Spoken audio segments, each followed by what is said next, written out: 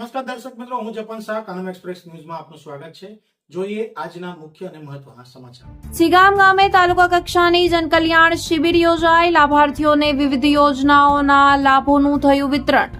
જંબુસર તાલુકાના સિગામ ગામે રાજ્ય સરકારના જનહિતલક્ષી અભિગમ અંતર્ગત તાલુકા કક્ષાની જનકલ્યાણ શિબિરનું આયોજન કરવામાં આવ્યું હતું. આ શિબિરનો મુખ્ય હેતુ સરકારની વિવિધ કલ્યાણકારી યોજનાઓનો લાભ છેવાડાના માનવી સુધી પહોંચાડવાનો તેમજ લાભાર્થીઓને સ્થળ પર જ માર્ગદર્શન અને સહાય પૂરી પાડવાનો હતો.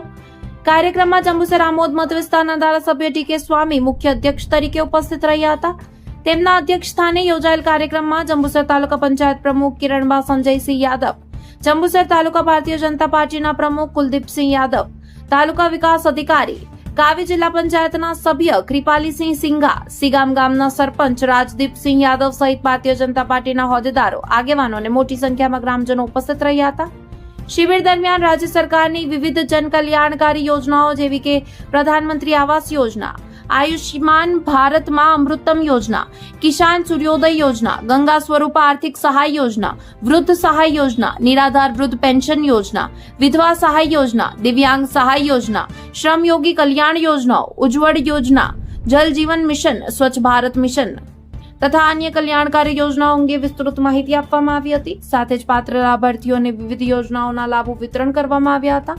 કાર્યક્રમ દરમિયાન લાભાર્થીઓને સરકાર દ્વારા મળેલી સહાય અને યોજનાઓ અંગે પોતાના અનુભવો વ્યક્ત કર્યા હતા. જિલ્લા પંચાયતના સભ્યો અને ઉપસ્થિત લાભાર્થીઓએ સરકારના જનકલ્યાણકારી યોજનાઓથી તેમના જીવનમાં થયેલા સકારાત્મક પરિવર્તન અંગે માહિતી આપી સરકારનો આભાર વ્યક્ત કર્યો હતો. ઉપસ્થિત મહાનુભાવોએ નાગરિકોને સરકારની વિવિધ કલ્યાણકારી યોજનાઓનો વધુમાં વધુ લાભ લેવા અનુરોધ કર્યો હતો. કાર્યક્રમમાં વિવિધ વિભાગોના અધિકારીઓ પણ લાભાર્થીઓને યોજનાઓ અંગે માહિતી આપવા માટે ઉપસ્થિત રહ્યા હતા. શિબિરના સફળ આયોજન બદલ ગ્રામજનો અને લાભાર્થીઓએ રાજ્ય સરકાર તથા આયોજકોનો આભાર વ્યક્ત કર્યો હતો. રિપોર્ટર જપન શાહ, જંબુસર. અને ભારતના વડાપ્રધાન એવા મોદી સાહેબ, જેઓએ આપણે ગુજરાતની અંદર પણ એમનું શાસન જોયું છે અને છેલ્લા 12 વર્ષથી આપણે દેશનું પણ શાસન જોયું છે, જાણ્યું છે, નિહાળ્યું છે, અનુભવ્યું પણ છે. અવિરતપણે કામ કરતા છે. ગુજરાતમાં પણ 12-13 વર્ષ કામ કર્યું અને અત્યારે દેશમાં પણ છેલ્લા 12 વર્ષથી એક પણ રજા લીધા વગર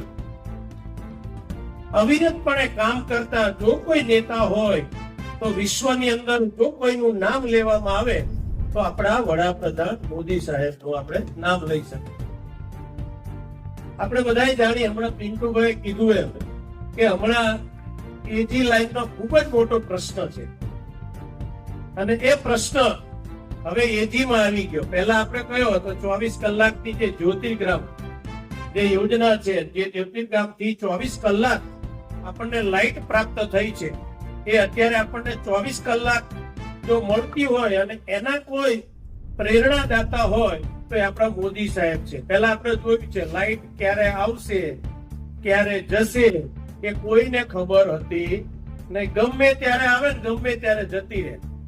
પણ અત્યારે 1 કલાક જો જ્યોતિર્ગ્રામની લાઈટ જાય એટલે સૌથી પહેલો ફોન તો મને જ આવે. તમે શું કરો છો? ભાઈ તમારા ફોન ની રાહ જોઉં છું.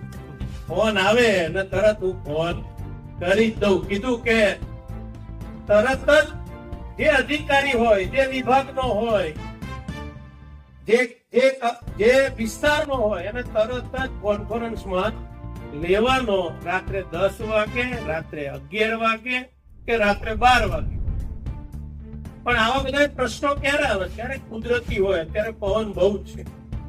અત્યારે ગમે એટલા પ્રયત્ન કરો પણ એજી લાઈન મને 8 કલાક આપવી એ ખૂબ મહેનતનું કામ છે. અધિકારીઓ કામ કરે છે.